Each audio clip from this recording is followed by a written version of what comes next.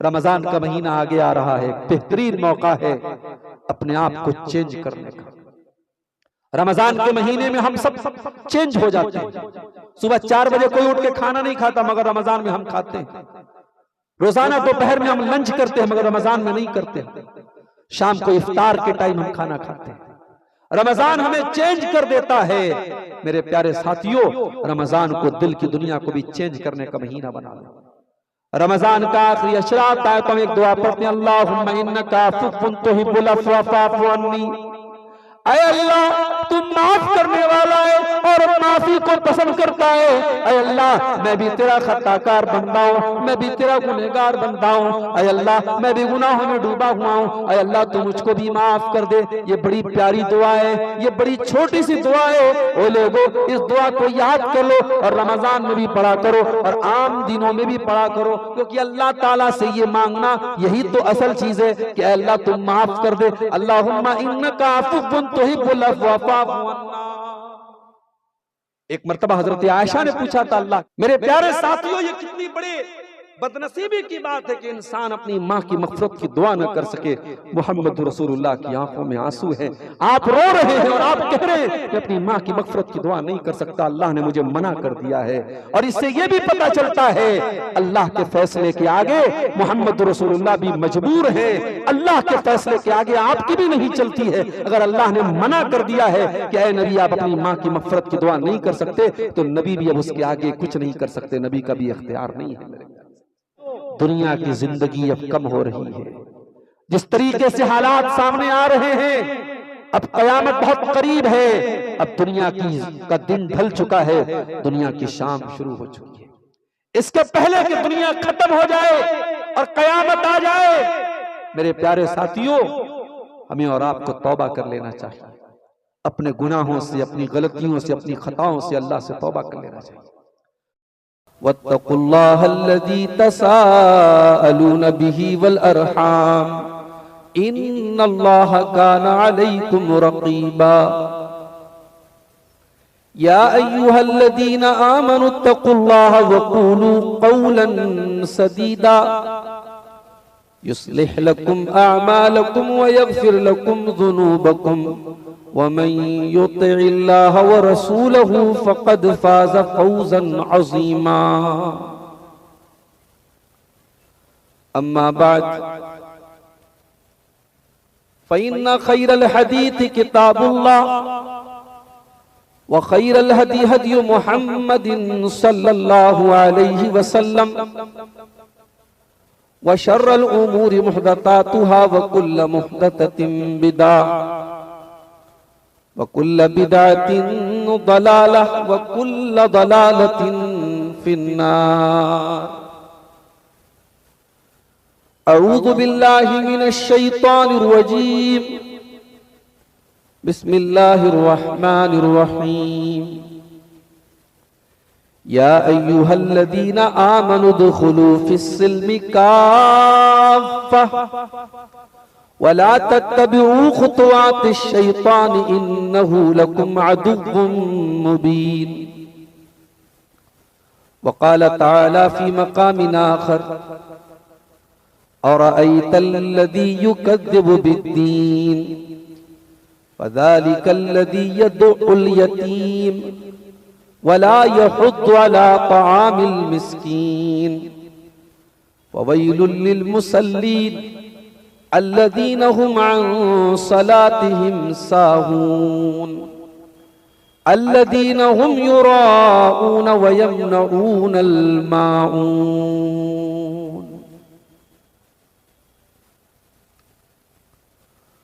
खबर हदीसों में जिसकी आई वही ज़माना अब आ रहा है। खबर हदीसों में जिसकी आई वही ज़माना अब आ रहा है। ज़मीं भी तेवर बदल रही है, ज़मीं भी तेवर बदल रही है, फलक भी आंखें दिखा रहा है।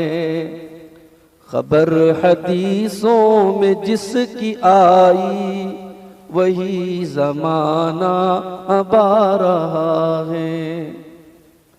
सब हाथ बांधे खड़े हैं सफ में, सब अपने अपने ख्याल में है। सब हाथ बांधे खड़े हैं सफ में, सब अपने अपने ख्याल में है। इमाम मस्जिद से कोई पूछे नमाज किसको पढ़ा रहा है। खबर हदीसों में जिसकी आई वही जमाना अब आ रहा है। पराए को अपना माल समझे, हराम को भी हलाल समझे। पराए को अपना माल समझे, हराम को भी हलाल समझे। गुनाह करके कमाल समझे, तू दुनिया ऐसे कमा रहा है। खबर हदीसों में जिसकी आई वही जमाना अब आ रहा है भाई भाई पे आज रहज़न, हकीकी बेटी है माँ की दुश्मन। है भाई भाई पे आज रहज़न, हकीकी बेटी है माँ की दुश्मन। पिसर ने छोड़ा पिदर का दामन, बहन को भाई सता रहा है। खबर हदीसों में जिसकी आई वही जमाना अब आ रहा है। मुहतरम उलमाए किराम, बुजुर्गों और दोस्तों, नौजवान साथियों, माँओं और बहनों, प्यारे बच्चों, काफी अरसे के बाद दिया जोरी की सरजमीन पर हाजिर होने का और आपके सामने खिताब करने का मौका नसीब हो रहा है अल्लाह की तौफीक से। मुझे लगता है शायद मौसम का अंदाजा जो जलसे के मुंतज़मीन ने लगाया था वो सही साबित नहीं हुआ। 5 फरवरी की तारीख किसी ने ये सोचकर तो नहीं तय की थी कि रात में इतनी ठंडक हो जाएगी, और उसी ठंडक का ये असर और नतीजा है कि इस प्रोग्राम में अवामुन्नास की जो भीड़ मैं आमतौर से देखता था और जो होती थी वो अभी देखने को नहीं मिल रही। हो सकता है बहुत सारे लोग आए हों और जब रात बीतने लगी और ठंडक बढ़ने लगी तो चले भी गए हों, ये भी मुमकिन है। मुझे बड़ी खुशी महसूस हो रही है कि आज दिया जोरी की सरजमीन पर अल्लाह के घर की तामीर के लिए ये प्रोग्राम मुनक्किद हुआ और जमात के मायानाज उलमा को आपने सुना। झारखंड की सरजमीन से तशरीफ लाए हुए शेख इमामुल इस्लाम असरी हफिज़हुल्लाह का भी आपने रिक्कत आमेज खिताब सुना। उनके पहले आपने शहर मुंबई से तशरीफ लाए हुए शेख मुस्तफ़ा अजमल मदनी हफिज़हुल्लाह का खिताब भी समाअत किया होगा। मैं थोड़ी ही देर पहले आपके बीच में हाजिर हुआ और डायरेक्ट स्टेज पर आपके सामने लाया गया हूं। खुतबे मसनूना के बाद कुरान करीम की एक आयत मैंने आपके सामने पढ़ी है सूरह बकरा की, और कुरान के 30वें पारे की एक मशहूर सूरत जो हम में से बहुत सारे लोगों को याद भी होगी, वो सूरत करीमा भी मैंने आपके सामने पढ़ी है। इस आयत और इस सूरत की रोशनी में जिस उन्वान पर, जिस मौजू पर मैं कुछ बातें आपके सामने रखना चाहता हूं, वो ये है कि हम दिखावे के मुसलमान न बने, हम हकीकी मुसलमान बने। आजकल 3D का दौर है, आप कागज के ऊपर भी ऐसी पिक्चर बना सकते हैं जो बिल्कुल 3D होती है, बिल्कुल ऐसा लगता है कि असली। आप इंस्टाग्राम पर और फेसबुक पर बहुत सारे ऐसे वीडियो भी देखते होंगे कि जो आर्टिस्ट होते हैं, जो कलाकार होते हैं, वो 3D पिक्चर्स आजकल बना लेते हैं। और जो ये 3D पिक्चर्स होती हैं, ये बिल्कुल असली जैसी लगती हैं। इंसान भी धोखा खा जाता है, जानवर भी धोखा खा जाता है। लेकिन हम ये भी जानते हैं कि पिक्चर पिक्चर ही होती है, तस्वीर तस्वीर ही होती है। गुलाब के फूल की आप बेहतरीन से बेहतरीन तस्वीर बना लें, 3D नहीं 4D 5D बना लें, मगर उसमें से खुशबू नहीं मिलेगी। खुशबू के लिए आपको ओरिजिनल गुलाब चाहिए। शेर की आप बहुत खतरनाक तस्वीर बना लें, लेकिन तस्वीर में बना हुआ शेर वो दरिंदा और खूंखार नहीं बन जाएगा। खूंखार और दरिंदा असली शेर होगा जो जंगल में रहता है। एक होता है कि हम और आप दावा करते हैं कि हम मुसलमान हैं, और एक वो होता है कि भाई आप हकीकत में मुसलमान हैं। दावा करने से काफी नहीं है, दावा करना काफी नहीं है। अगर दावा करने से हम और आप मुसलमान हैं, तो नबी अकरम के दौर में मुनाफिकीन भी दावा करते थे। इज़ा जाअकल मुनाफिकून क़ालू नशहदु इन्नका लरसूलुल्लाह। ऐ मेरे नबी, आपके पास मुनाफिका करके ये इकरार करते हैं, ये दावा करते हैं कि ऐ मोहम्मद सल्लल्लाहु अलैहि वसल्लम गवाही देते हैं कि आप अल्लाह के रसूल हैं। वल्लाहु यालमु इन्नका लरसूलुहु वल्लाहु यशहदु इन्नल मुनाफिकीन लकादिबून। और ऐ नबी, अल्लाह को खूब मालूम है कि आप अल्लाह के रसूल हैं, लेकिन अल्लाह गवाही दे रहा है कि ये मुनाफिक लोग झूठे हैं। दावा तो मुनाफिक भी करते थे, मगर कुरान ने उनके दावे पर मुहर लगा दी। उनका दावा फ्रॉड है, उनका दावा झूठा है। इसीलिए अल्लाह ताला सूरह बकरा के अंदर कुरान के दूसरे पारे में मेरे प्यारे भाइयों अपने ईमान वाले बंदों को मुखातब करके कहता है, या अय्युहल्लज़ीना आमनू उदखुलू फिस्सिल्मि काफ़ा। ऐ ईमान वालो, तुम इस्लाम में पूरे के पूरे दाखिल हो जाओ। तुम इस्लाम का सिर्फ दावा न करो, सिर्फ इस्लाम का तुम इकरार न करो, सिर्फ कलमा पढ़ने वाले मुसलमान न बनो। उदखुलू फिस्सिल्मि काफ़ा, तुम इस्लाम में पूरे के पूरे दाखिल हो जाओ। लेकिन हां, जब तुम इस्लाम में पूरे के पूरे दाखिल होना चाहोगे, तो सबसे ज्यादा तुम्हें रुकावट डालने वाला शैतान होगा। वही शैतान जो पहले दिन से तुम्हारा दुश्मन बना हुआ है, जिसने तुम्हारे बाप आदम को और तुम्हारी माँ हव्वा को जन्नत के उस पेड़ के खाने पर आमादा कर दिया था, जिस पेड़ के करीब जाने से भी अल्लाह ने मना किया था। वही शैतान, वही इब्लीस जिसने तुम्हारे बाप आदम के सामने, तुम्हारी माँ हव्वा के सामने झूठी कसमें खाई थी। वक़ासमहुमा इन्नी लकुमा लमिनन नासिहीन, और कसमें खा खा के कहा था, ऐ आदम, ऐ हव्वा, मैं तुम्हारा बहुत खैखा हूं, मैं तुम्हारी भलाई चाहता हूं। मैं इस पेड़ के खाने को इसलिए नहीं बोल रहा हूं कि मैं तुम्हारा दुश्मन हूं, मैं तो तुम्हारी भलाई चाहता हूं। और कसम खा खा के उसने धोखे में डाल दिया। ऐ ईमान वालो, वो शैतान तो पहले दिन से तुम्हारा दुश्मन है। और वो शैतान जब अल्लाह की बारगाह से निकाला गया था, उसने अल्लाह से प्रॉमिस किया था, उसने अल्लाह से वादा किया था, क्या कहा था? सुम्मा लआतियन्नहुम मिन बैनि अयदीहिम व मिन खल्फिहिम व अन अयमानिहिम व अन शमाइलिहिम व ला तजिदु अक्तरहुम शाकिरीन। ऐ अल्लाह, मैं तेरे बंदों को दाएं तरफ से भी बहकाऊंगा, मैं तेरे बंदों को बाएं तरफ से भी बहकाऊंगा।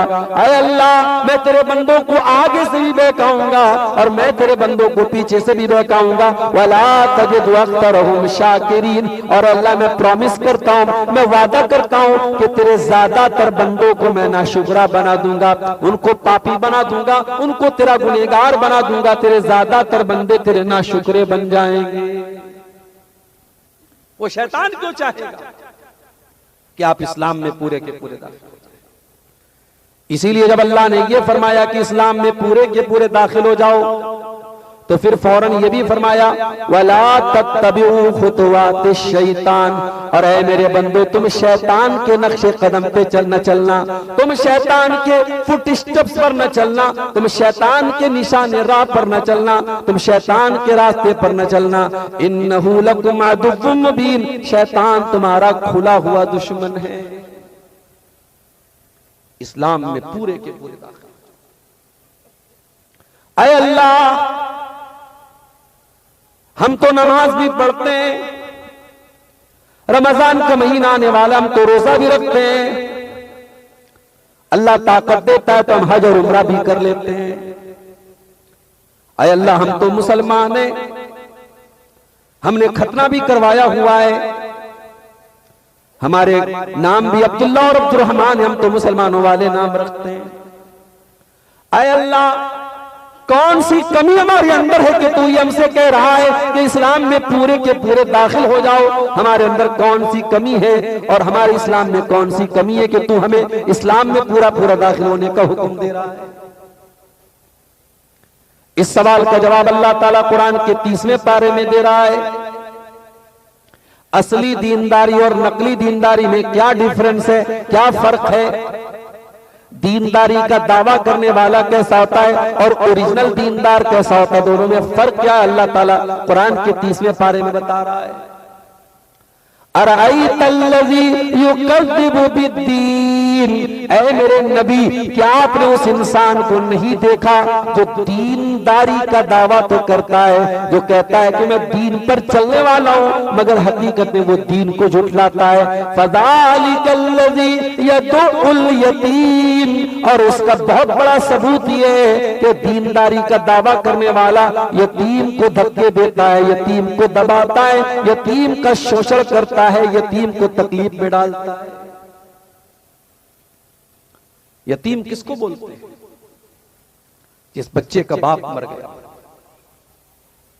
और जब बच्चे का बाप मर जाए तो बाप बहुत बड़ी दीवार होता है, बाप बहुत बड़ा सहारा होता है। बाप मर जाए तो कोई भी थप्पड़ मार के चला जाता है, अरे भाई ये यतीम है, इसका बाप नहीं है, इसको कोई बचाने वाला नहीं है। और एक बात बोलूं, अरबी में यतीम नाबालिग को कहते हैं। अगर आप बालिग हो गए और आपका बाप मर गया तो आप यतीम नहीं है, यतीम नाबालिग को कहते हैं। ये तो अरबी में यतीम की डिफिनीशन है, यतीम की परिभाषा है। मगर हकीकत बात यह है कि आदमी 60 साल का और 50 साल का भी हो जाए, जिस दिन बाप मरता है उस दिन एहसास होता है कि हाँ मैं यतीम हो गया। जिस दिन आपके बाप का इंतकाल होगा, आपको अंदाजा होगा कि बहुत सारी चिंताएं ऐसी थी जो आपका बाप अपने सर पे लेके घूमा करता था, बहुत सारी टेंशन से उसने आपको मुक्त करके रखा था, बहुत सारा बोझ था जो आपका बाप अपने सर पे लेके चला करता था। अपने बाप की जिंदगी में बाप की नाकदरी करने वालों, शायद बाप के मरने के बाद तुम्हें एहसास हो कि बाप क्या चीज होती है। अरअयतल्लज़ी युकज़्ज़िबु बिद्दीन। ऐ नबी, क्या आपने उस इंसान को नहीं देखा जो दीनदारी का दावा तो करता है मगर दीन को झुठलाता है। फ़ज़ालिकल्लज़ी यदउल यतीम। वो यतीम को धक्के देता है, वो यतीम बच्चा, वो अनाथ बच्चा, वो बच्चा जिसका बाप नहीं होता है, उस यतीम बच्चे के साथ वो अन्याय करता है, वो अत्याचार करता है। आज की दुनिया पढ़ी लिखी दुनिया है, सिविल दुनिया है, और दुनिया में भी जो अंग्रेज लोग हैं, जो यूरोपियन है, वो तो अपने आप को बहुत बड़ा तहजीब याफ्ता मानते हैं। दुनिया में सबसे ज्यादा तरक्की याफ्ता यही यूरोपियन और अमेरिकन अपने आप को समझते हैं, मगर ये कितने गंदे और कितने घिनौने, इनके घिनौनेपन की और इनकी गंदगी की एक मिसाल अभी सामने आई है। आजकल बड़ा चर्चा चल रहा है ना मीडिया में, जेफरी एप्स्टीन की फाइल्स खुली हैं।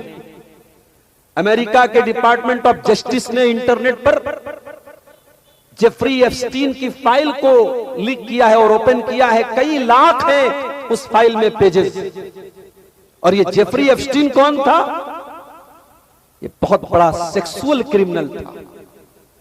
इसने अपना आइलैंड बनाया था और 8-8 साल की, 9-9 साल की, 10-10 साल की बच्चियों को किडनैप करता था, उनके साथ रेप करता था, उन्हें सताता था, उनके साथ जिनसी दरिंदगी करता था।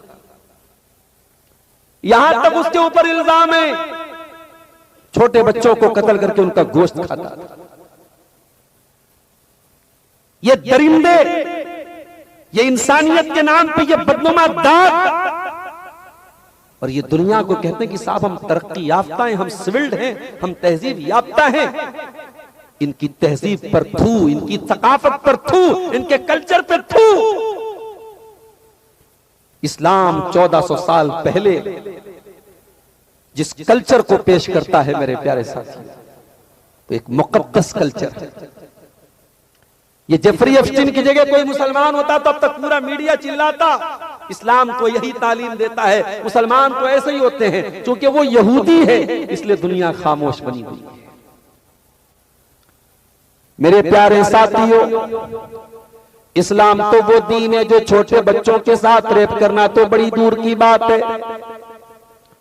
इस्लाम तो इतना पाक साफ दीन है कि जब आपके बच्चे 7 साल के हो जाएं, कुरान कहते, अल्लाह के नबी फरमाते मुरू औलादकुम बिस्सलाति वहुम अब्नाउ सबिन, जब तुम्हारे बच्चे 7 साल के हो जाएं उनको नमाज का हुक्म दे दो। वज़रिबूहुम अलैहा वहुम अब्नाउ अश्र, और जब 10 साल के हो जाएं तुम्हारे बच्चे तो उनको नमाज न पढ़ने पर उनकी पिटाई करो। वफ़र्रिकू बैनहुम फिल मज़ाजिह, और उनके बिस्तर अलग कर दो।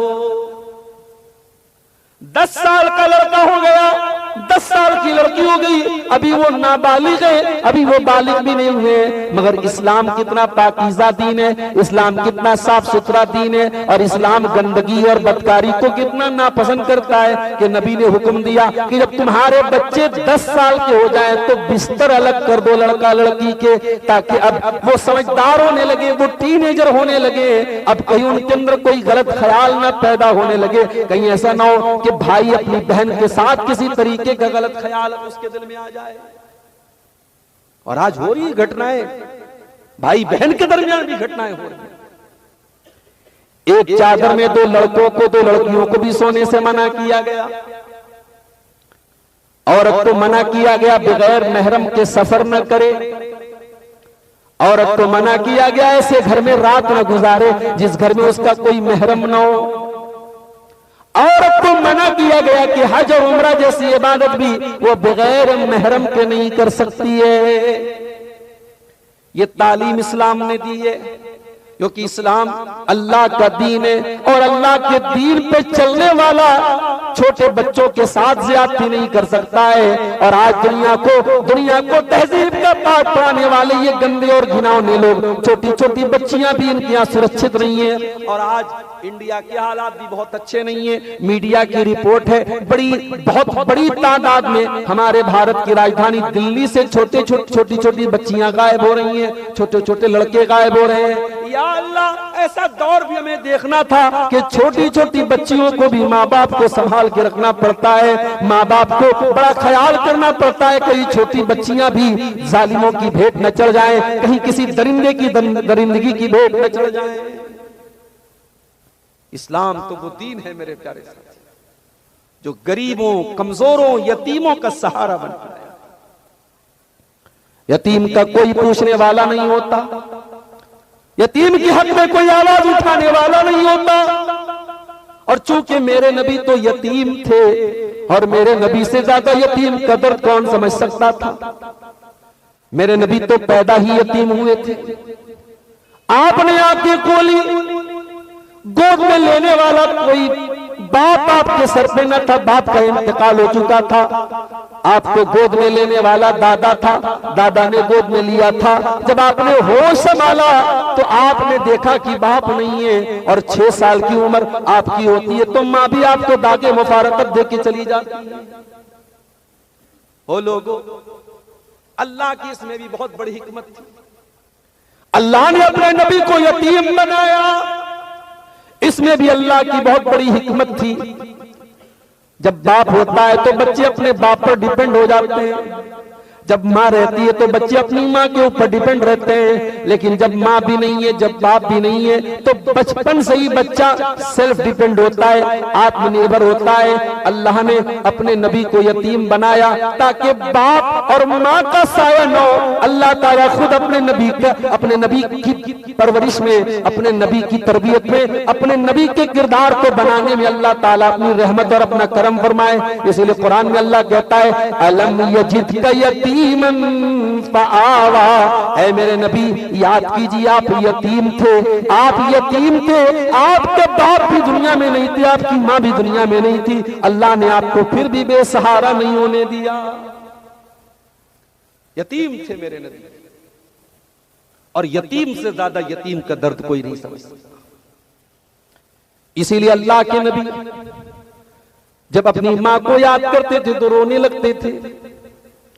जिन औरतों ने आपको दूध पिलाया, जो रजाई माएं थी, वो कभी अगर आपके घर पे आ जाती थी, अल्लाह के नबी कुछ नहीं कर पाते तो इतना कर देते, अपने बदन पर की चादर बिछा देते। ओ अम्मा हलीमा, ओ तुमने मुझे बचपन में दूध पिलाया था, आ जाओ, ये मोहम्मद रसूलुल्लाह के बदन की चादर है, ये तुम्हारा बिस्तर बना देता हूं, तुम इस पर बैठ जाओ। ओ मेरी माँ हलीमा, ओ मेरी माँ सुहैबा, ओ मेरी माँ उम्मे ऐमन, ओ मुझे दूध पिलाने वाली मेरी माँ, मोहम्मद रसूलुल्लाह कुछ और तो नहीं कर सकता है, इतना कर सकता है कि अपनी चादर तुम्हारे लिए बिस्तर बना सकता है, अपनी चादर बिछा करके तुम्हें बिठा सकता है। एक दिन मां की बड़ी याद आई आपको, सहाबा को लेकर के आप मां की कब्र पर पहुंचे।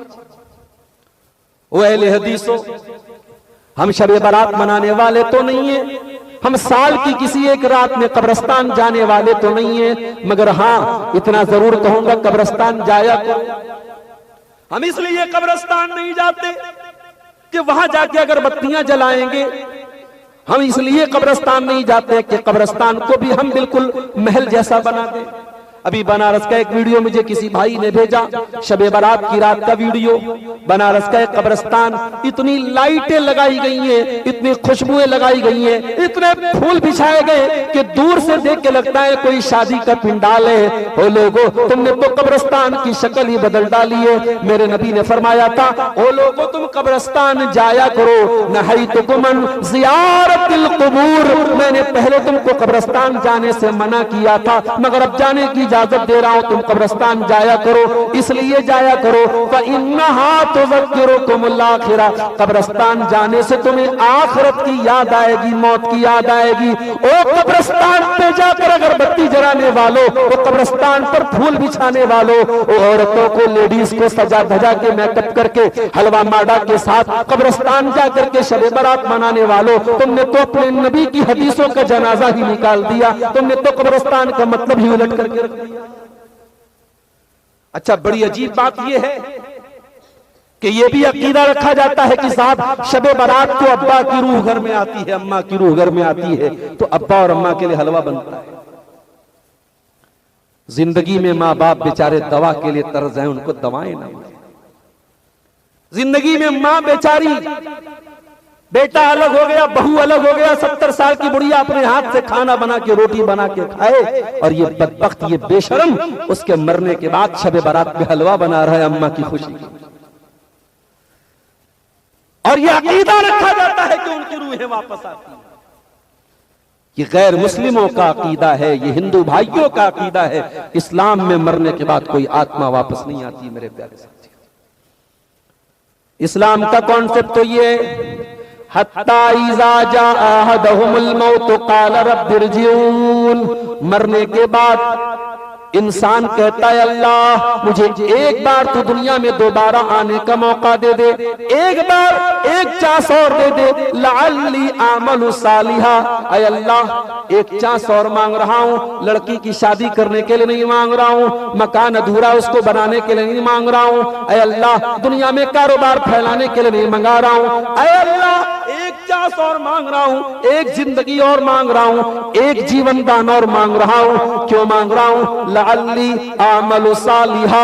ऐ अल्लाह बड़ी बड़ी गुनाहों में, बड़े पापों में जिंदगी गुजरी है, बड़ी नाफरमानियों में जिंदगी गुजरी है। ऐ अल्लाह तुझको बहुत नाराज किया है, बहुत गुनाह किए, बहुत पाप किए, रातों में किया है, दिन में किया है, सबके सामने किया, अकेले में किया। ऐ अल्लाह एक चांस और दे दे, पश्चाताप करने का, तौबा करने का, नेक अमल करने का। ऐ अल्लाह एक जीवन तू और दे दे। मैं वादा करता हूँ, मैं प्रॉमिस करता हूँ, मैं प्रतिज्ञा करता हूँ, मैं अहद करता हूँ, मैं एग्रीमेंट करता हूँ, ऐ अल्लाह नेक अमल करूंगा, अमल साले करूंगा, अच्छा अमल करूंगा। अल्लाह फरमाता है कल्ला it will never be happen, ये होने वाला नहीं है, ये कभी नहीं होगा। ऐ मेरे बंदे, हमारा उसूल ही नहीं, हमारा कानून ही नहीं है कि मरने के बाद कोई दुनिया में दोबारा आ जाए। इस्लाम में मरने के बाद आत्मा कभी वापस नहीं आती है। ये तो हमारे यहाँ बॉलीवुड की फिल्मों और टीवी सीरियलों की वजह से एक धारणा आई है कि साहब आत्मा वापस आती है। नहीं, गलत बात है, फर्जी बात है। और कोई कैसे भी मर जाए, एक्सीडेंट से मर जाए, सुसाइड कर ले, गाड़ी गिर जाए, जल जाए, किसी भी तरीके से कोई मर जाए, किसी की मरने के बाद किसी की आत्मा नहीं आती है, किसी की रूह नहीं आती है, और कोई भूत भी नहीं आता है। इस्लाम में भूत का भी कोई कॉन्सेप्ट नहीं है। इस्लाम में जिन का कॉन्सेप्ट है। इस्लाम ये कहता है कि इंसान के साथ साथ दुनिया में एक मखलूक और है जिसका नाम जिन है। इंसान मिट्टी से बना है, जिन आग से बने हैं, और इब्लीस जो है वो उसी जिन्नात में से, वो जिन में से, इब्लीस भी जिन है। तो जिन में अच्छे भी होते हैं, बुरे भी होते हैं, नमाज पढ़ने वाले भी होते हैं, बेनमाजी भी होते हैं, अच्छे भी होते हैं, बुरे भी होते हैं। तो जिन होते हैं, भूत प्रेत नाम की कोई चीज दुनिया में नहीं। नबी ने कहा था कब्रिस्तान जाया। सहाबे किराम को लेके मां की कब्र पे आप गए। 6 साल की उम्र में जिस मां को खोया था, अपनी मां को याद किया आपने, माँ की ममता को याद किया, माँ का प्यार याद आया।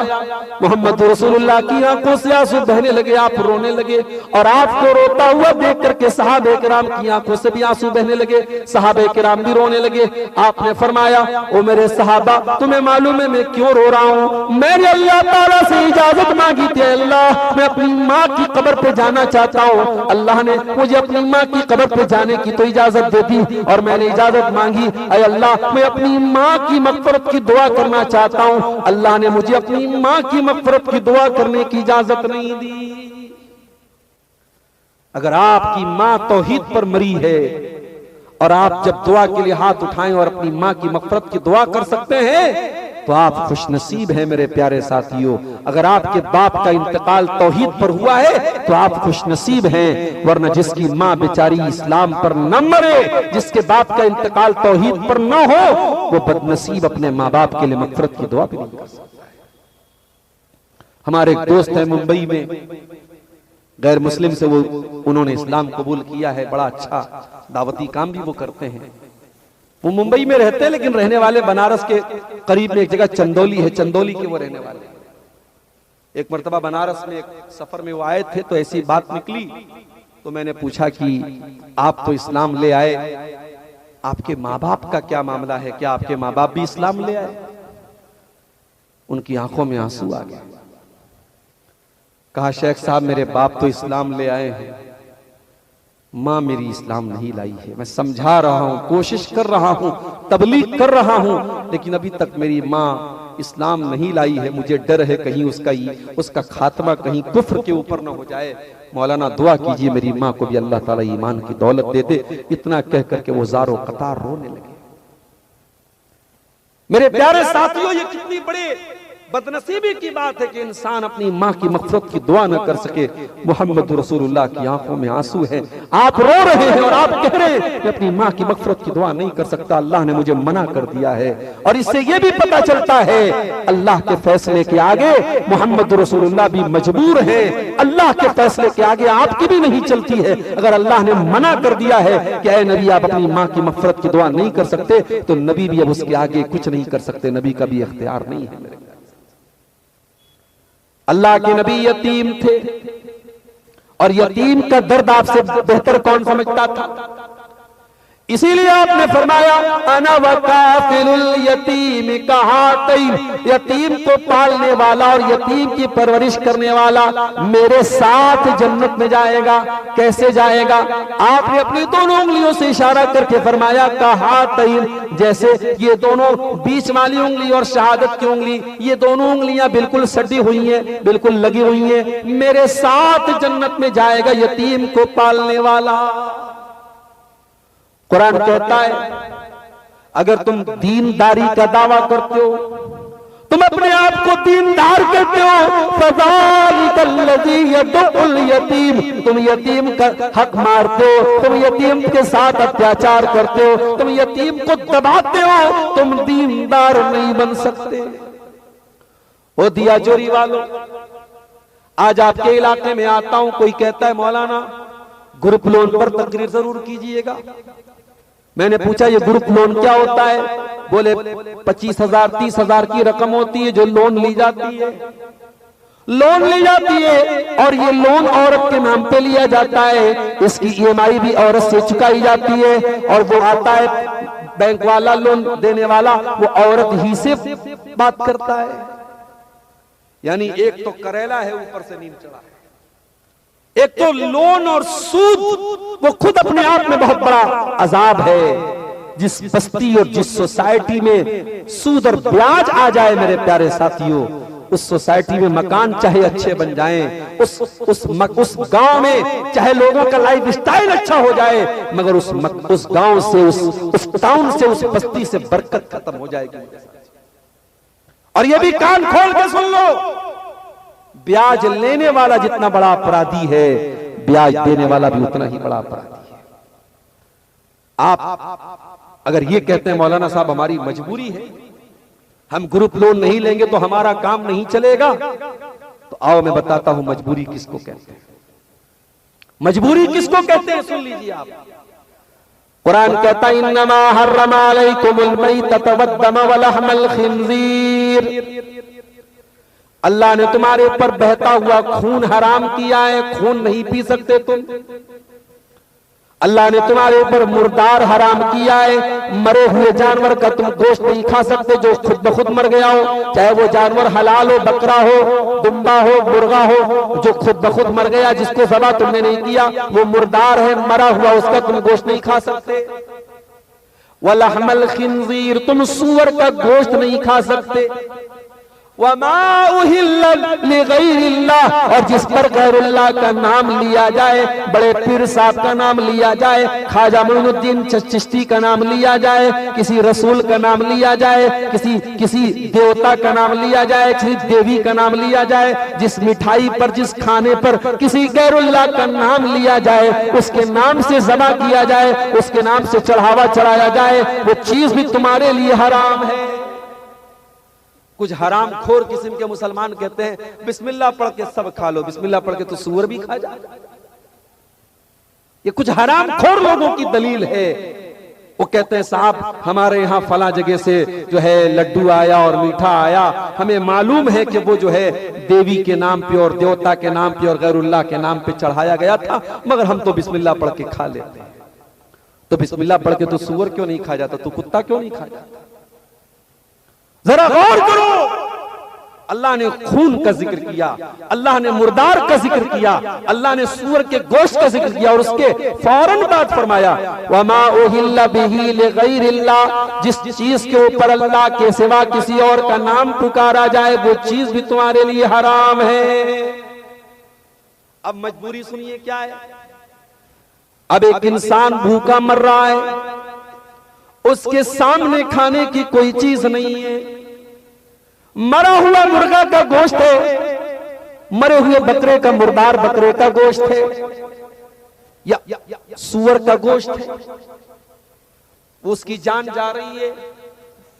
अय अल्लाह, तूने तो हराम कर दिया है मुर्दार का गोश्त, तूने तो हराम कर दिया है सूअर का गोश्त, तूने तो हराम कर दिया है वो तमाम चीजें जिसके ऊपर गैरुल्लाह का नाम लिया जाए। अय अल्लाह, उस इंसान की तो जान जा रही है, वो नहीं खाएगा तो मर जाएगा। अय अल्लाह, अब क्या करना है? फरमाया फमन इस्तुर्रा गैरा बागिन वला आदिन फला इस्मा अलैहि। अगर कोई मजबूर हो जाए, जान बचाने के लिए खाना ही पड़ जाए, तो उतना खा ले जितने से जान बच जाए, उससे ज्यादा न खाए, हद से तजाउज न करे, बस उतना खा ले जितने से जान बच जाए।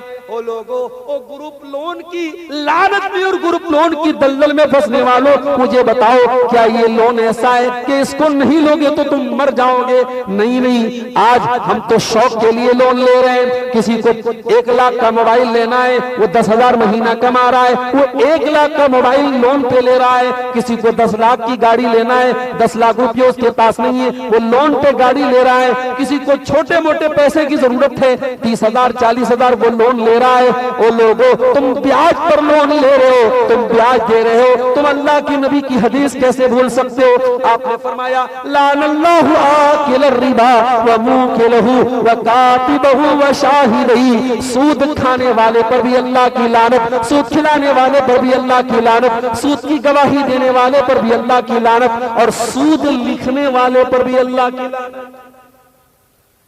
एक तो तुम ब्याज दे रहे हो, और ये बात भी नोट कर लो, ब्याज दे करके जो पैसा आएगा उस पैसे में बरकत नहीं होगी।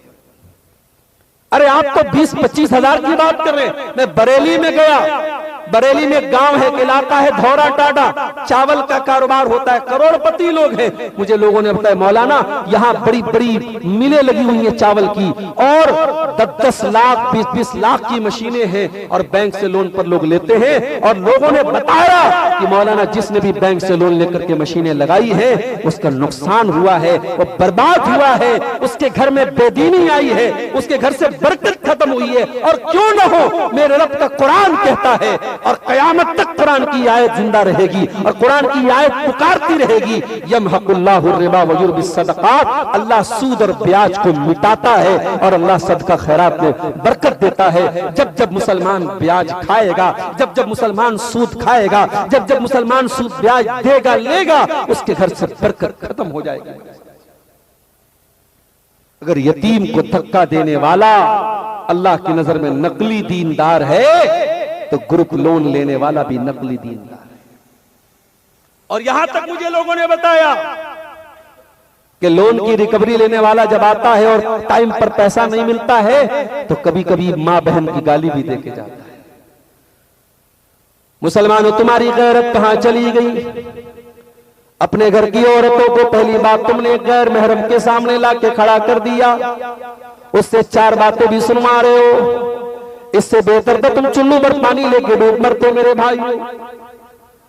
मुसलमानों, तुम गैरतमंद बनो, गैरत वाले बनो। तुम्हारी पहचान गैरत से होती है, और जो बेगैरत हो जाए वो कयामत के दिन भी अल्लाह की रहमत नहीं पाएगा। अल्लाह के नबी फरमाते कि 3 ऐसे बदनसीब लोग होंगे जिनकी तरफ कयामत के दिन अल्लाह ताला ना तो देखेगा, न बात करेगा, न पाक और साफ करेगा। नंबर 1 अल-आक अल-मरअतुल मुतरज्जिला, मर्दों की नकल करने वाली, मर्दों के जैसा टाइट कपड़ा, मर्दों के जैसी चाल ढाल अपनाने वाली, और वल आक को लेवाली दही, अपने माँ बाप को सताने वाला। और नंबर 3 अद्दयूस, बेगैरत मर्द, जिसकी औरत बेपर्दा घूमे, जिसकी औरत गैर महरम के सामने घूमे, जिसकी औरत फेसबुक पर फोटो लगाए, जिसकी बेटी और बहन इंस्टाग्राम पर अपने वीडियो डाले और उसको कोई फर्क न पड़े।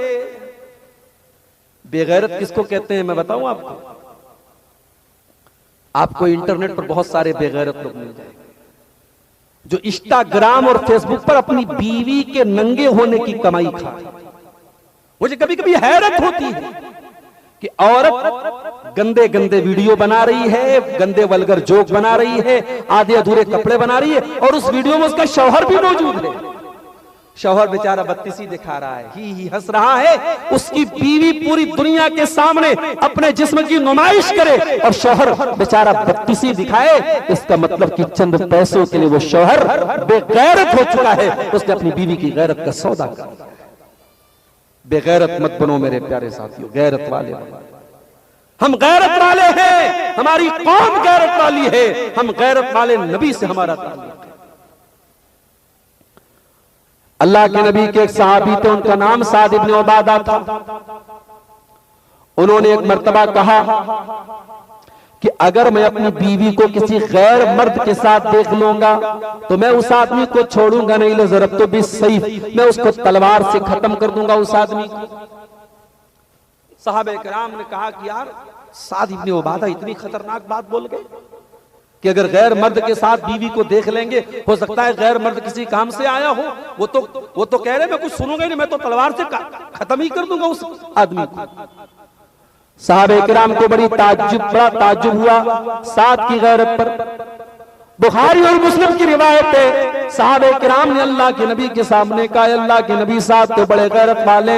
आपने फरमाया अताजबून मिन गैरति साद, ओ लोगों तुम्हें हैरत हो रही है साद की गैरत पर, कान खोल करके सुन लो, मैं साद इब्न उबादा से ज्यादा गैरत वाला हूं और अल्लाह ताला मुझसे भी ज्यादा गैरत वाला है, और अल्लाह गैरत वाला है इसीलिए अल्लाह ताला ने तमाम गंदे कामों को हराम कर दिया है। अल्लाह की धरती पर ज़िना किया जाए, अल्लाह की धरती पर पाप किया जाए, अल्लाह को पसंद नहीं, अल्लाह को गवारा।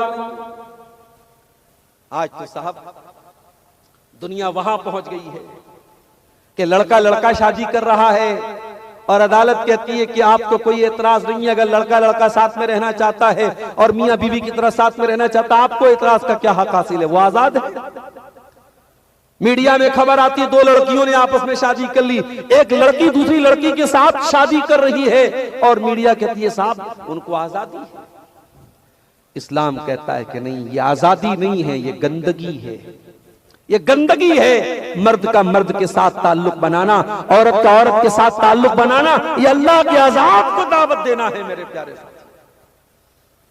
अल्लाह माफ करे, अहमदाबाद में जब एयर इंडिया की फ्लाइट क्रैश हुई थी, उस एयर इंडिया की फ्लाइट में जो मुसाफिरीन बैठे थे, बाद में मीडिया की रिपोर्टों में मैंने देखा कि उन मुसाफिरों में एक मुसाफिर ऐसा भी था जो अपने गे पार्टनर के साथ सफर कर रहा था। जो लड़का लड़के के साथ संबंध बनाता है उसको इंग्लिश में गे बोलते हैं, तो वो लड़का अपने गे पार्टनर के साथ सफर कर रहा था। अल्लाह ज्यादा बेहतर जानता, हम एक अंदाजा कर सकते हैं, एक अंदाजे से एक बात कह सकते हो सकता है अल्लाह तबारक व तआला को ये हरकत और ये गुनाह इतना नापसंद आया हो कि उसी का अजाब उसने तमाम फ्लाइट के मुसाफिरों पर उतारा।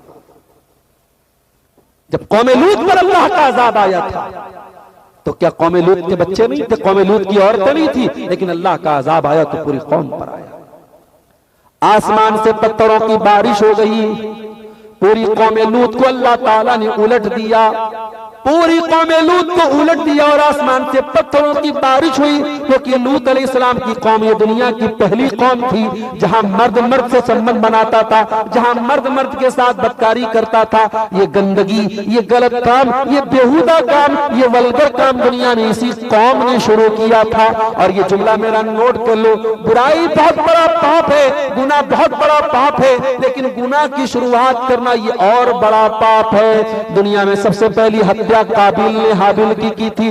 जब तक दुनिया में हत्या होती रहेगी, कत्ल होता रहेगा, मर्डर होता रहेगा, अल्लाह के नबी फरमाते हैं कि काबिल की गर्दन पर उसका गुनाह पड़ता रहेगा, क्योंकि दुनिया में पहली हत्या अगर किसी ने की थी तो काबिल ने अपने भाई हाबिल की थी। बुराई का आगाज करना, बुराई की शुरुआत करना मेरे प्यारे भाइयों, ये बहुत बड़ा पाप है और इसीलिए लूत अलैहिस्सलाम की कौम पर यह अजाब आया था मेरे प्यारे साथियों। नकली दीनदार मत बनो मेरे भाइयों, असली दीनदार। अराइतल्लज़ी युकज़्ज़िबु बिद्दीन, ऐ नबी, क्या आपने उस इंसान को नहीं देखा जो दीन को झुठलाता है? फज़ालिकल्लज़ी यदउल यतीम, जो यतीम को धक्के देता है। वला यहुज़्ज़ु अला तामिल मिस्कीन, जो गरीबों को खाना खिलाने से भी पीछे भागता है। जिसके दस्तरखान पे तरह तरह के खाने होते हैं, जो पेट भर के खाना खाता है, लेकिन अगर उसके दरवाजे पर कोई मेहमान आ जाए, उसके पड़ोस में कोई गरीब आदमी हो और वो खाना मांग ले, तो इसका खाना ही खत्म हो जाता है। मेहमान को खाना खिलाना, भूखों को खाना खिलाना, गरीबों को खाना खिलाना, ये इस्लाम का कल्चर है मेरे प्यारे साथी। और जब किसी भूखे को खाना खिलाओ तो फेसबुक पर फोटो डालने के लिए खाना। हम लोग कहीं प्रोग्राम में जाते हैं, मौलाना साहब खाना खा रहे हैं, गोश्त खा रहे हैं, बोटी खा रहे हैं, चावल खा रहे हैं, वहां पर भी सेल्फी लेने वाले पहुंच जाते हैं। अरे भाई, वहां तो माफ कर दे मौलवी, बेचारा जब खाना खाए ने बैठा है, वहां पे भी तू फोटो ले रहा है। अब बाद में तू बोलेगा मौलवी खाता बहुत है। और बोलो भाई, बच्चे को मौलवी बनाओ तो कहेगा बेटे को मौलवी बनाएंगे तो खाएगा कहां से? और मौलवी को बुला के बोलता है कि ये बहुत खाता है। तो भाई एक बात तय कर लो, तुम एक तरफ कहते हो कि मौलवी खाता बहुत है और बेटे को मौलवी बनाने बोलो तो कहते खाएगा कहां से? मेरे प्यारे साथियों, आज हम और आप गौर करें कि मेहमान को खाना खिलाने में भी हमारी जान निकलती है, लेकिन इस्लाम का कल्चर है कि खाना खिलाया जाए, मेहमानों को, गरीबों को, यतीमों को खाना खिलाया जाए। और इसलिए नहीं कि उनके साथ सेल्फी लेना हो, इसलिए नहीं कि उनके साथ फोटो लेना हो, अल्लाह की रजा के लिए, अल्लाह को राजी करने के लिए खाना खिलाना चाहिए। कल जुमा का दिन है, जुमा के दिन आप फजर की नमाज पढ़ने मस्जिद में जाते हैं तो इमाम साहब दूसरी रकात में सूरह दहर पढ़ाएंगे। सूरह दहर में ये आयत आप सुनेंगे। अगर आप मस्जिद में जाएंगे और फजर पढ़ेंगे तो इमाम साहब सूरह दहर पढ़ेंगे और उसमें ये आयत भी आप सुनेंगे, वयुतिमून अत्ताम अला हुब्बिही मिस्कीनन व यतीमन व असीरा। मेरे नेक बंदे यतीमों को खाना खिलाते हैं, कैदियों को खाना खिलाते हैं, गरीबों को खाना खिलाते हैं। और जब खाना खिलाते हैं तो क्या कहते हैं? इन्नमा नुतइमुकुम लिवजहिल्लाह। ऐ गरीबों, ऐ यतीमों, ऐ मिस्कीनों, हम तुम्हें अल्लाह की रजा के लिए खाना खिला रहे हैं। ला नुरीदु मिनकुम जज़ाअन वला शुकूरा। हमें तुमसे कोई बदला नहीं चाहिए, हमें तुमसे कोई शुक्रिया नहीं चाहिए। इन्ना नखाफु मिन रब्बिना यौमन अबूसन कमतरीरा।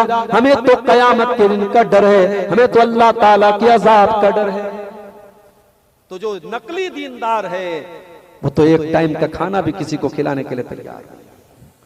ओ मेरी प्यारी माँ बहनों, आज आपको भी अपना जायजा लेने की जरूरत है। आज मेहमान घर में आ जाए और शौहर आके कह दे एक मेहमान आ रहा है तो बीवी की पेशानी बरबल पड़ जाते हैं। मेहमान आ गया, रोटी ज्यादा बनाना पड़ेगा, गोश्त ज्यादा बनाना पड़ेगा, मेहनत ज्यादा करनी पड़ेगी। ओ मेरी प्यारी माँ बहनों, अगर कभी तुम्हारे घर पे मेहमान आ जाए तो तुम इसको खुशनसीबी समझ लेना। तुम मेहमान के लिए 2-4 रोटियां ज्यादा बना लेना, तुम मेहमान के लिए थोड़ी मेहनत ज्यादा कर लेना, इस पर भी इंशाअल्लाह तुमको सवाब मिलेगा। ओ मेरी प्यारी माँ बहनों, नबी के दौर में एक सहाबी अल्लाह के नबी के पास आते हैं। अय अल्लाह के नबी, कई दिनों का भूखा हूं, कुछ खाने को तो खाना खिला दीजिए। नबी ने अपने घर में पूछा, अपनी बीवियों से पूछा कि अगर कुछ खाने का हो तो भिजवा दो। नबी की 9 बीवियां थी, 9 दस्तरखान थे, 9 किचन थे, 9 बीवियां खाना बनाया करती थी। लेकिन 9 की 9 बीवियों की तरफ से जवाब आया, अय अल्लाह के नबी, आज हमारे घर में खाने को कुछ भी नहीं है। अय अल्लाह के नबी, आज हमारे घर में खाने को कुछ नहीं है। ओ दिया जोरी वालों, आज आपके घर में माशाअल्लाह, जब आप अपने घर का रेफ्रिजरेटर खोलते हैं, जब अपने घर का फ्रिज खोलते हैं, उसमें तरह तरह के फल फ्रूट भी मौजूद हैं, उसमें दूध और मक्खन भी मौजूद है, उसमें तरह तरह की नेमतें मौजूद है। आपके किचन में हर वक्त खाने को कुछ न कुछ मौजूद है। ओ लोगों, तुम कितने खुश नसीब हो, अल्लाह ने तुमको कितनी नेमतों से नवाजा है। ये मोहम्मद रसूलुल्लाह का घर है, ये अल्लाह के आखिरी नबी का घर है। और नबी की 9 बीवियों के घर में किसी बीवी के घर में खाने को कुछ भी नहीं है। 9 बीवियों ने जवाब दे दिया, अय अल्लाह के नबी, हमारे घर में खाने को कुछ नहीं है। नबी ने पूछा,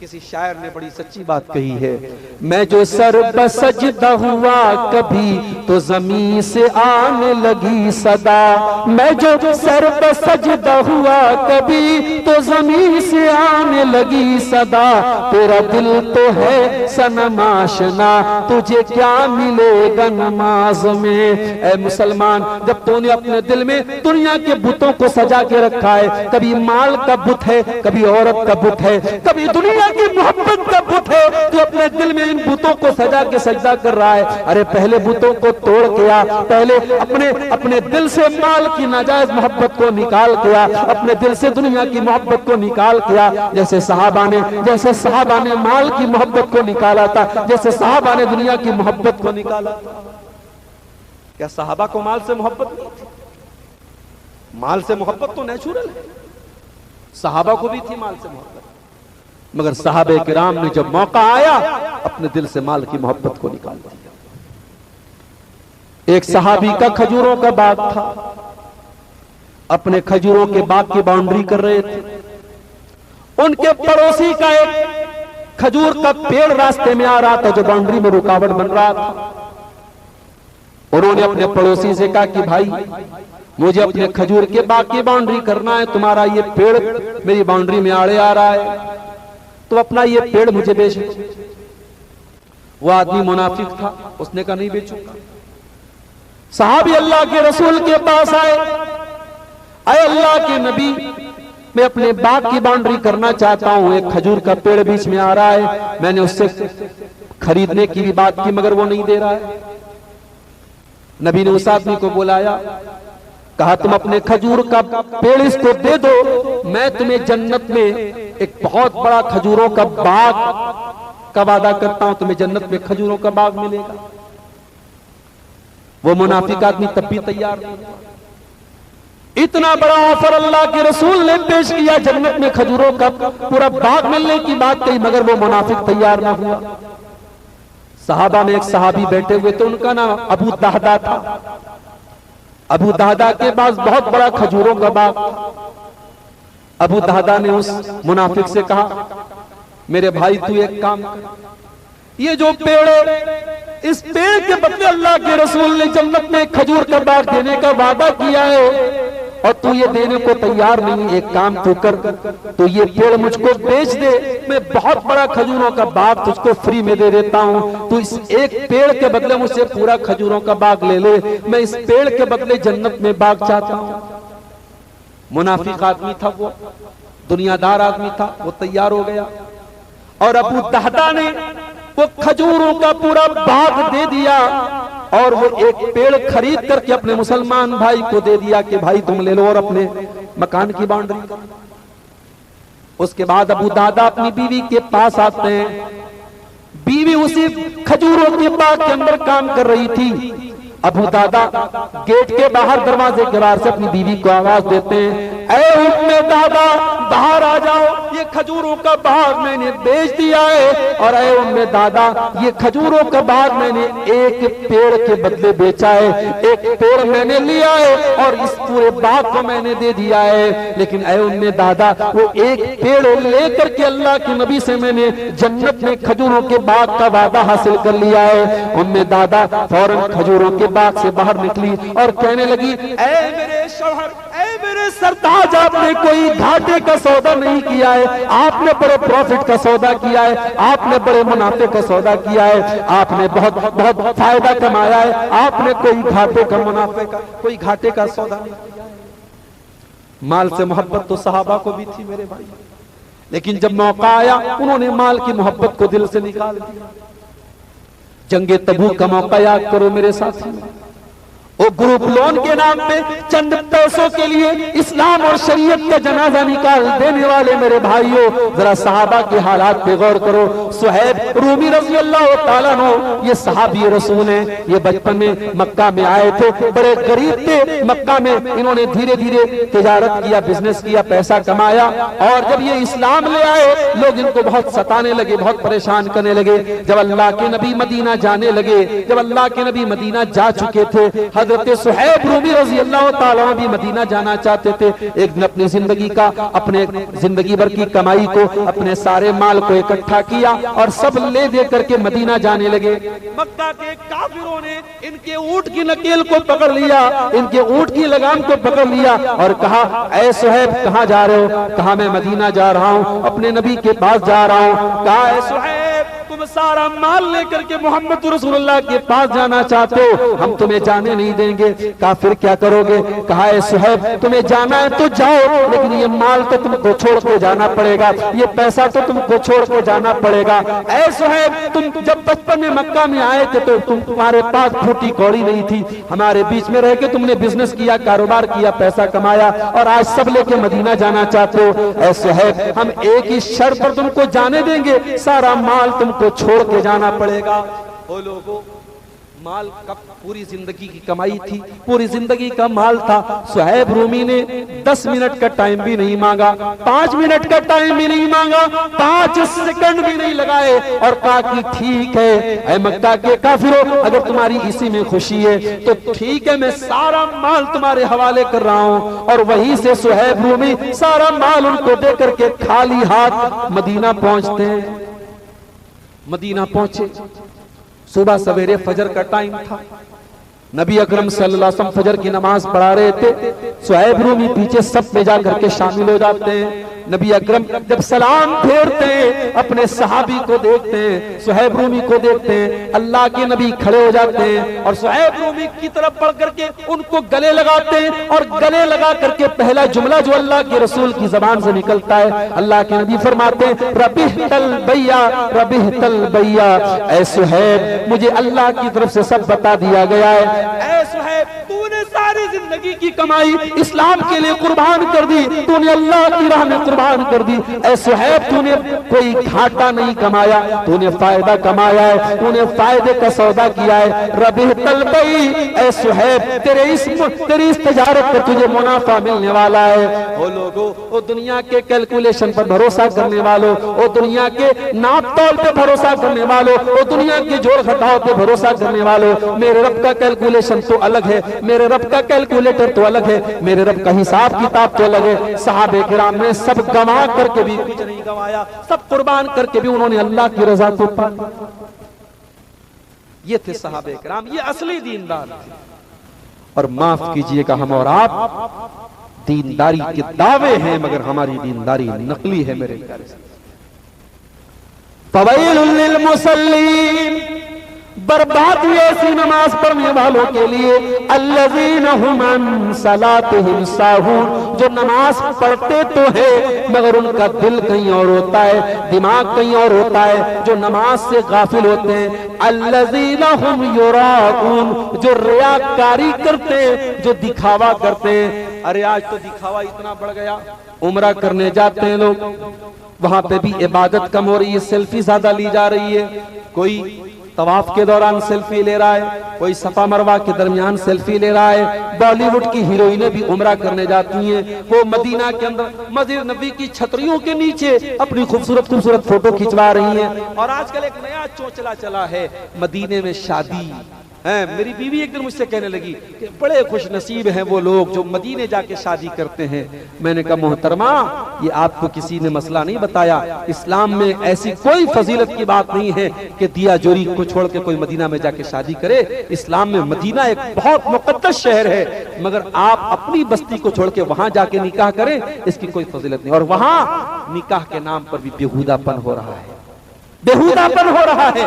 दुल्हन बेचारी दुल्हन के गेटअप में लहंगा पहन करके और बेपर्दा होकर के मस्जिद नबी के सामने, और एक तरफ लड़का बैठा है, दुल्हा बैठा है, एक तरफ दुल्हन बैठी है, और मौलवी साहब बेचारे वो कह रहे हैं कि आपका निकाह फलां के साथ किया जाता है। लड़का भी कबूल है बोल रहा है, लड़की भी कबूल। हालांकि हम सब ये भी जानते हैं कि लड़की से कबूल करवाना ये इसकी कोई जरूरत नहीं है, लड़की से इजाजत ले लेना काफी है। लेकिन हमारे यहाँ बाकायदा लड़के से भी कबूल है कबूल है कबूल है करवाया जा रहा है, लड़की से भी कबूल है करवाया जा रहा है, और वो बाकायदा बगैर पर्दे के कैमरे के सामने, और मदीना के अंदर और मस्जिद नबी के सामने। ये आजकल नया चोंचला चला है। और यही नहीं, मक्के के अंदर आ जाइए, तवाफ कर रहे हैं मियाँ बीवी। अब वो जो बीवी बेचारी है वो खाने काबा के गिलाफ पर अपना हाथ रखती है और शौहर भी हाथ रखता है और उसको सेल्फी लेकर के उसको जो है स्टेटस पे लगाते हैं कि हम ये इतना बड़ा हमने झंडा गाड़ दिया, हम खाने काबा के गिलाफ तक पहुंच गए और शौहर और बीवी दोनों का हाथ खाने काबा के गिलाफ पे। अरे अल्लाह के बंदो, ये चोंचलेबाजी है और कुछ नहीं है। याद रखो, अगर आप तवाफ कर रहे हैं और आप खाने काबा तक पहुंच सकते हैं तो ठीक है, पहुंच जाइए और वहां खाने काबा से चिमट करके आप दुआ कीजिए, दुआ की फजीलत है। मगर वहां सेल्फी लेकर के हाथ खींच करके फोटो लेना, इसका कोई मतलब नहीं है और इससे कोई फजीलत साबित नहीं होती है। तो रियाकारी तो आज मेरे प्यारे साथियों माफ करना हमारी इबादतों में भी दाखिल हो गई है। आज हमारा बस चले तो हर नमाज के टाइम हम सेल्फी लें और मतलब आजकल तो अजीब हाल है भाई।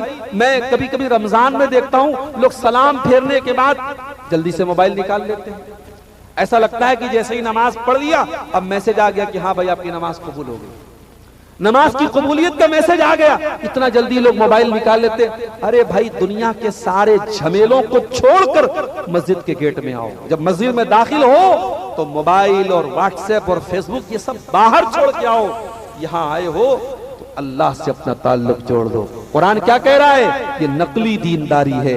फवैलुल लिल मुसल्लीन अल्लज़ीना हुम अन सलातिहिम साहून। ये नकली दीनदारों की अलामत है जो नमाज पढ़ते हैं लेकिन फिर भी गाफिल रहते हैं। अल्लज़ीना हुम युराऊन, जो दिखावे के लिए नमाज पढ़ते हैं, जो रियाकारी करते हैं। व यमनऊनल माऊन, और छोटी छोटी चीजों को भी देने से कतराते हैं। कोई पड़ोसी नमक मांगने चला आए, कोई पड़ोसी माचिस मांगने चला आए तो इतने कमजोर दिल के होते हैं कि नमक और माचिस तक देने के लिए तैयार नहीं होते हैं। वयमनऊनल माऊन, छोटी छोटी घरेलू चीजें भी ये किसी को देने के लिए तैयार नहीं होते हैं। ये नकली दीनदार होते हैं। और असली दीनदार कैसे होते हैं मेरे प्यारे साथियों? नबी के दौर में नबी के सहाबा को देखो, नबी के अहले बैत को देखो, नबी के घर वालों को देखो कि वो दीनदार कैसे थे मेरे साथियों। हजरत हुसैन रज़ी अल्लाह ताला अन्हु जो अल्लाह के नबी के नवासे थे, उनके एक बेटे थे जिनका नाम अली बिन हुसैन था। नवासे के बेटे थे ये, हमारे यहाँ इसको पर नवासा बोलते हैं। नवासे का बेटा, अल्लाह के रसूल के नवासे कौन थे? हजरत हुसैन जो करबला में शहीद हुए, उनके एक बेटे थे जो करबला में बच गए थे, उनका नाम अली बिन हुसैन था। उनको ज़ैनुल आबिदीन भी कहा जाता है। हजरत अली बिन हुसैन का जब इंतकाल हुआ तो उनके पीठ पर जब लोग गुस्ल देने लगे तो पीठ पर मोटे मोटे निशान थे।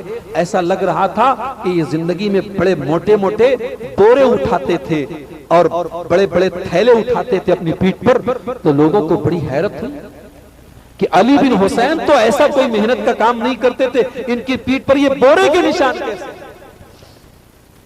जब ये खबर धीरे धीरे पूरे मदीना में फैलने लगी, मदीना के कुछ गरीब लोगों तक ये खबर पहुंची। उन्होंने आकर के कहा, हमें मालूम हो गया है कि ये अली बिन हुसैन की पीठ पर ये निशान कैसे हैं। कहा कैसे मालूम हो गया? कहा हर महीने की पहली तारीख को हमारे घर में कोई अल्लाह का बंदा रात में आता था और अपनी पीठ पर अनाज की बोरी लाद के लेके आता था, महीने भर का राशन लेके आता था, हमारे घर में रख के चला जाता था। हम सुबह दरवाजा खोलते थे, महीने भर का राशन हमारे घर पे मौजूद रहता था। कई सालों से ये सिलसिला चला रहा था, हमें मालूम भी नहीं था कि वो अनाज की बोरी लाने वाला कौन है, हमारी मदद करने वाला कौन है, हमारे घरों में चूल्हा किसकी बदौलत चल रहा है, कौन हमारे घरों के अनाज पानी का इंतजाम कर रहा है। आज अली बिन हुसैन के इंतकाल के बाद पता चला कि हमारे घरों में अनाज का वो राशन पानी पहुंचाने वाला, अनाज की वो बोरी पहुंचाने वाला कोई आम आदमी नहीं था, वो नबी का परनवासा, वो नबी के नवासे का बेटा, वो अली बिन हुसैन थे। वो अपनी पीठ पर मोटे मोटे बोरे लेके आया करते थे और हमारे घर में राशन पहुंचाया करते थे। मेरे प्यारे साथियों, अल्लाह के नेक बंदे ऐसे हुआ करते हैं, वो नेकी करके नेकी का प्रचार नहीं करते हैं। और जो नकली दीनदार होते हैं वो नेकी कम करते हैं और प्रचार ज्यादा करते हैं। आजकल मस्जिदें, आपका ये जलसा भी मस्जिद की तामीर के लिए हुआ है। मुझे नहीं मालूम कितना चंदा हुआ और कितना लोगों ने चंदा दिया, मगर एक बात कहना चाहता हूं मेरे साथ, आज हम मस्जिदों में चंदे भी देते हैं तो देखा देखी देते हैं। अच्छा फला सेठ साहब ने 1 लाख दिया, चलो मैं 5 लाख देता हूं। हम दूसरों का इंतजार करते रहते हैं। याद रखना मेरे प्यारे साथियों, अगर आप मस्जिद में चंदा देते हैं तो यह आपके ईमान का तकाजा है, यह आपके ईमान की निशानी है। और मस्जिद बनाना सबके बस की बात नहीं है। कुरान क्या कहता है? इन्नमा यामुरु मसाजिद अल्लाह, अल्लाह की मस्जिदों को वही लोग बना सकते हैं मन आमना बिल्लाहि वल यौमिल आखिर, जो ईमान रखते हैं अल्लाह के ऊपर, जो कयामत के दिन के ऊपर ईमान रखते हैं, वलम यख्शा इल्लल्लाह, और जो अल्लाह ताला से डरते हैं। इसका मतलब ये हुआ कि मस्जिद बनाना ये सबके बस की बात नहीं है, लेकिन मस्जिद वो लोग बनाएंगे इखलास के साथ बनाएं, जिनके दिल में अल्लाह की रजा हो। वरना कयामत की एक निशानी अल्लाह के नबी ने यह भी बयान फरमाई है कि आखिरी जमाने में मस्जिदें बड़ी शानदार शानदार बनेंगी, लेकिन मस्जिद में कोई 2 रकात नमाज पढ़ने के लिए तैयार नहीं। और मसला याद रखो, आज लोग मस्जिद में जाते हैं पेशाब करने के लिए।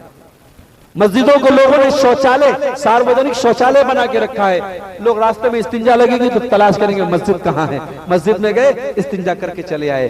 अरे मस्जिद में जब भी जाओ 2 रकात नमाज पढ़ो, ये मस्जिद का हक है। अल्लाह के नबी ने इसको कयामत की निशानी करार दिया था कि कयामत के पहले वो दौर आएगा तो लोग मस्जिद में जाएंगे और 2 रकात नमाज तक नहीं पढ़ेंगे। आज मस्जिदों में लोग बैठ करके दुनियावी बातें करते, राजनीति की बातें करते, नहीं करना चाहिए। हजरत उमर फारूक रजी अल्लाह ताला ने 2 लोगों को देखा, वो मस्जिद में बैठ करके ऊंची आवाज में बात कर रहे थे।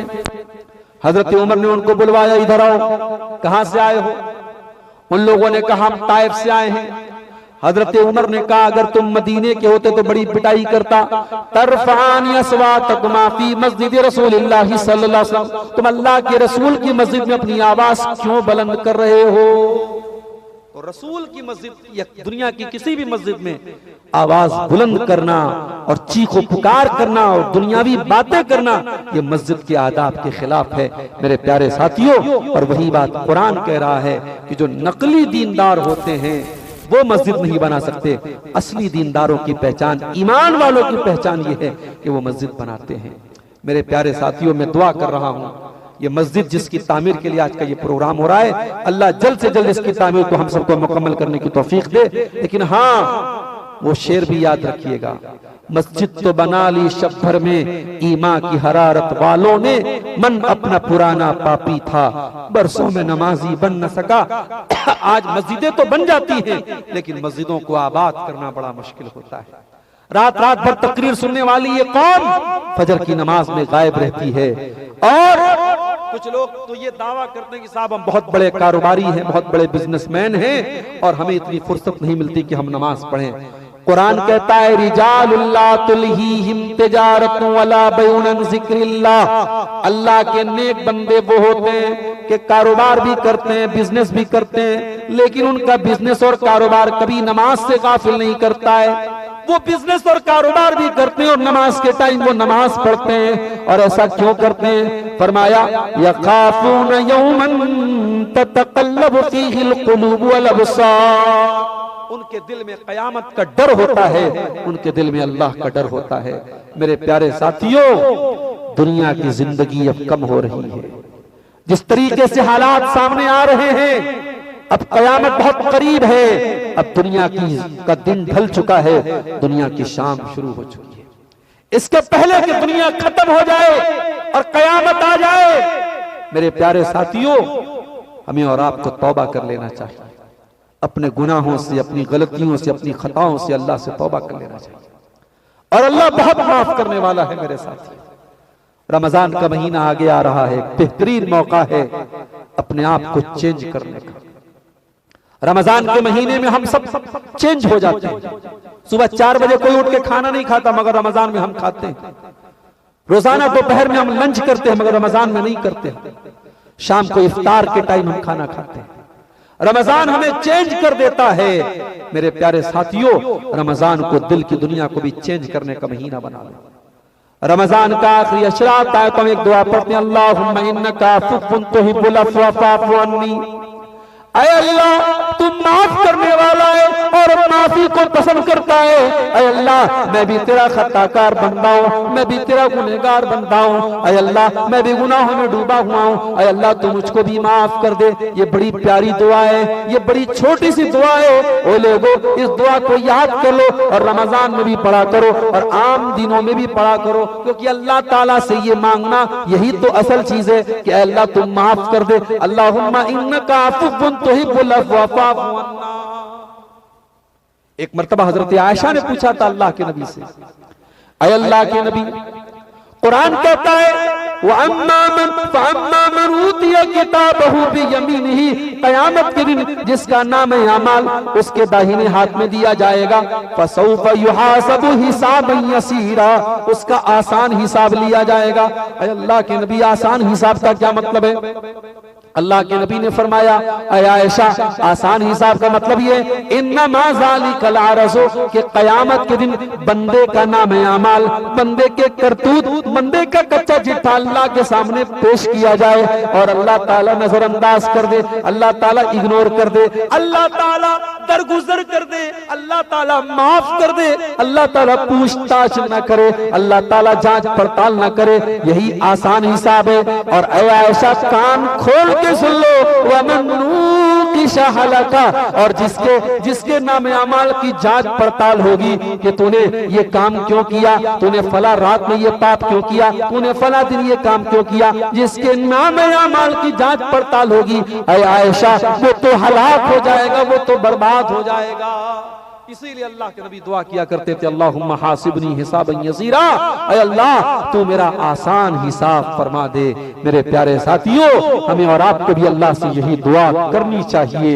और दुनिया में अगर हमने किसी का हक मारा है, किसी के साथ ज्यादती की है, तो मरने के पहले मेरे भाइयों उससे जाके माफी मांग लो, उसका हक अदा कर दो। किसी के साथ अन्याय किया है तो जाके बात खत्म कर दो, इससे पहले कि कयामत के दिन हमें उसकी भारी कीमत चुकानी पड़े। अल्लाह के नबी फरमाते हैं, लतुअद्दुन्नल हुकूक इला अहलिहा यौमल क़ियामा, तुम्हें कयामत के दिन जरूर हक देना पड़ेगा।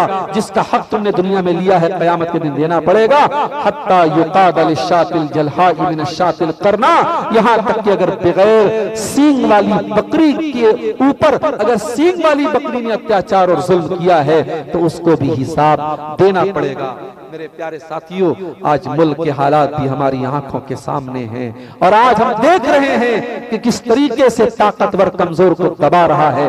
लेकिन हमें खुशी इस बात की है कि इस देश में अभी भी अमन, चैन और शांति को कायम रखने वाले लोग भी मौजूद हैं। अगर उत्तराखंड की सरजमीन पर एक मुसलमान बूढ़े को कुछ लोगों ने जबरदस्ती उसके साथ जुल्म करने की कोशिश की तो दीपक नाम के एक नौजवान ने आगे बढ़ा और जब उस बूढ़े को बचाया और लोगों ने पूछा कि तुम कौन होते हो उसको बचाने वाले, तुम्हारा नाम क्या है, तो उस दीपक ने इंसानियत की एक मिसाल पेश करते हुए कहा था कि अगर तुम्हें मेरा मजहब ही पूछना है तो मेरा नाम मोहम्मद दीपक है। मैं दीपक भी हूं, मैं मोहम्मद भी हूं, मैं इंसानियत का मानने वाला हूं। तुम एक बूढ़े पर अत्याचार कर रहे हो, मैं इसको गवारा नहीं कर सकता। मेरे प्यारे साथियों, आज इस मुल्क में उस दीपक जैसे नौजवानों को हमें अपने साथ लेने की जरूरत है। और याद रखो, जज्बात की पॉलिटिक्स करने वाले और जज्बाती नारे लगाने वाले और दूसरों के खिलाफ नफरत का बीज बोने वाले वो कभी इस कौम की भलाई नहीं चाहते। हम इस देश के अंदर हैं, इस देश के वासी हैं और इस देश के फैसले हमारे बगैर नहीं हो सकते। हमें हमारे नबी ने हमें सिखाया है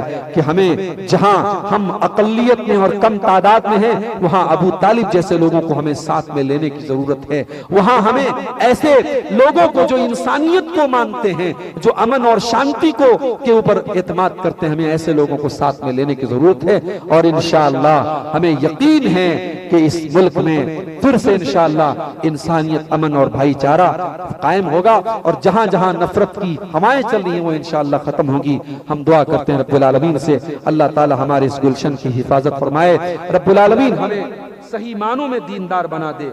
रब्बुल आलमीन हमें कुरान करीम की इन दोनों आयतों की रोशनी में दीनदारी के तकाज़ों पर अमल करने की तौफीक अता फरमा। ये एक दो सवालात आए हैं, जवाब सुन लीजिए। क्या ज़कात का रुपया मस्जिद व मदरसा में तामीर कर सकते हैं? देखिए, हिंदुस्तान के जो हालात हैं, यहाँ मुसलमान माशाअल्लाह एक बड़ी तादाद में है, यहाँ ज़कात के अलावा बाकी पैसे से भी मस्जिद बन सकती है। लिहाजा चूंकि ज़कात हम हर जगह नहीं खर्च कर सकते, ज़कात के लिए अल्लाह ताला ने बाकायदा कुरान में मसारिफ बयान किए हैं कि ज़कात कहाँ कहाँ हमें देना है। सूरह तौबा के अंदर अल्लाह ने बयान कर दिया है कि ज़कात सिर्फ 8 जगह खर्च कर सकते हैं, उसमें मस्जिद नहीं है। तो जैसे अमेरिका वगैरह में या यूरोपियन कंट्रीज में जहां मुसलमानों की तादाद बहुत कम है और वहां मुसलमानों के पास इतनी क्षमता नहीं है कि वो आम पैसे से, सदका खैरात के पैसे से मस्जिद बना सके, तो वहां तो उलमा का फतवा है कि वहां ज़कात की रकम से मस्जिद बना सकते हैं। लेकिन हिंदुस्तान जैसे मुल्क में जहां अल्हम्दुलिल्लाह आपके पास वसाइल हैं, यहाँ आप मस्जिद की तामीर में ज़कात की रकम नहीं लगाएंगे। आप सदका और खैरात वो भी आपके लिए आखिरत में ज़खीरा बनेगा। और जरूरी नहीं है कि हम सिर्फ ज़कात ही निकालें 2.5%, हम उसके अलावा भी मस्जिदों के तामीर के नाम पर भी हम चंदा दें, इंशाअल्लाह उसके जरिए हम मस्जिद बनाएं। मदरसे की जहां तक बात है, मदरसे की तामीर में ज़कात का पैसा लगा सकते हैं या नहीं, इसमें अगरचे उलमा का इख्तलाफ है, लेकिन चूंकि मदरसे हम जानते हैं कि इनका मकसद होता है दीन की दावत देना। मदरसों का मकसद क्या है? दीन को फैलाना, दीन की तबलीग करना। और दीन की तबलीग ये सूरह तौबा की उस आयत में फी सबीलिल्लाह के अंदर जो अल्लाह ने ज़कात की रकम खर्च करने की बात कही है, उसकी तफसीर में उलमा ने ये लिखा है कि मदारिसे इस्लामिया भी फी सबीलिल्लाह में आते हैं। तो जब मदरसे फी सबीलिल्लाह में आते हैं तो मदरसों की तामीर भी आती है, लिहाजा मदरसे की तामीर में ज़कात की रकम लगाई जा सकती है। लेकिन मस्जिद की तामीर में, कब्रिस्तान की तामीर में ज़कात की रकम नहीं लगानी चाहिए। वल्लाहु आलम बिस्सवाब। दूसरा सवाल हमारे सामने आया है, हेल्थ इंश्योरेंस लेना सही है या गलत है? इंश्योरेंस की जितनी भी शक्लें हैं वो सब गलत हैं। इंश्योरेंस की जो शक्लें हैं उसमें सूद भी पाया जाता है, उसमें जुआ भी पाया जाता है। हजारों लोगों से हेल्थ इंश्योरेंस का प्रीमियम लिया जाता है और उसमें चंद लोगों को जो क्लेम करते हैं उनको दिया जाता है। तो ये दूसरों को से लेकर के चंद लोगों को देना, यही तो जुआ है। और उसमें एक तरीके से हमने हर महीने हम 500 रुपया दे रहे हैं और अगर हम बीमार हो गए तो हमें कंपनी 5 लाख का इलाज देगी। तो ये जुआ की ही एक शक्ल है। और उलमा ने बताया कि इंश्योरेंस के अंदर सूद की भी एक शक्ल है। इसलिए इंश्योरेंस की तमाम शक्लें गलत हैं, नाजायज हैं, हराम हैं। इंश्योरेंस वही हम करा सकते हैं जहां मजबूरी है। अब हिंदुस्तान में, हमारे मुल्क में हम 4 व्हीलर चलाते हैं तो बगैर इंश्योरेंस के नहीं चला सकते, हम 2 व्हीलर चलाते हैं तो बगैर इंश्योरेंस के नहीं चला सकते। तो जहां इंश्योरेंस से हम बच सकते हैं वहां बचें, ये सही नहीं है, इससे बचना ही बेहतर है। हाँ, कभी कभी ऐसी कंडीशन में जहां दंगे फसाद बहुत ज्यादा होते हों और मुसलमानों की दुकान के लूटने का और जलने का और बर्बाद होने का खतरा हो, ऐसी कंडीशन में अपनी दुकान वगैरह का इंश्योरेंस कराना अपनी सेफ्टी के लिए उलमा ने उसकी इजाजत दी है। लेकिन हेल्थ इंश्योरेंस में इस चीज की कोई मजबूरी नहीं है। हाँ, जहां हुकूमत ने सहूलतें दी हैं, जैसे हमारे भारत सरकार की जो एक स्कीम है, जो वो क्या बोलते हैं उसको, जो कार्ड बनता है आयुष्मान कार्ड, आयुष्मान कार्ड के जरिए आप जो है इलाज करा सकते हैं। वो सरकार की एक स्कीम है, आप टैक्स पे कर रहे हैं, उसके बदले सरकार एक स्कीम दे रही है गरीबों को इलाज के लिए, तो आप उस स्कीम का फायदा उठा सकते हैं। बाकी हेल्थ इंश्योरेंस के नाम से जो कंपनियां चला रही हैं उससे बहरहाल बचना चाहिए। वल्लाहु आलम बिस्सवाब। अल्लाह ताला हम सबको नेक अमल, अच्छी समझ की तौफीक अता फरमाए। अल्लाह रब्बुल आलमीन हमें ईमान पर साबित कदम रखे, जब तक हम दुनिया में रहें इस्लाम पर जिंदा रहें, हमारा खात्मा ईमान पर हो, आमीन। व आखिर दावाना अनिल हम्दुलिल्लाहि रब्बिल आलमीन। वस्सलामु अलैकुम व रहमतुल्लाहि व बरकातुहू।